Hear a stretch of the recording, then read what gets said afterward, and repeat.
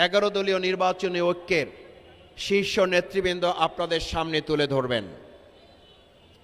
নিশ্চয়ই আপনাদের মনে প্রশ্ন হওয়ার কথা, যখন সরকার গঠন, বিরোধী দল গঠন, দেশ পরিচালনায় জনগণকে সাথে নিয়ে আমরা একটা সুন্দর, সুষ্ঠু, নিরাপদ বাংলাদেশ বিনির্মাণের লক্ষ্যে সামনের দিকে আলাপ আলোচনার ভিত্তিতে এগিয়ে যাব। ঠিক সেই সময় আমাদের বিক্ষোভের কর্মসূচি কিংবা মিছিলের কর্মসূচির ডাক দিতে হলো কেন?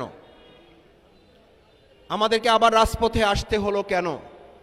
আমরা বারবার বলেছি, আমাদের দেশের 18 কোটি মানুষ যতদিন নিরাপদ নিশ্চিত না হবে ততদিন পর্যন্ত আমাদের এই লড়াই, আমাদের এই সংগ্রাম, আমাদের এই আন্দোলন অব্যাহত থাকবে।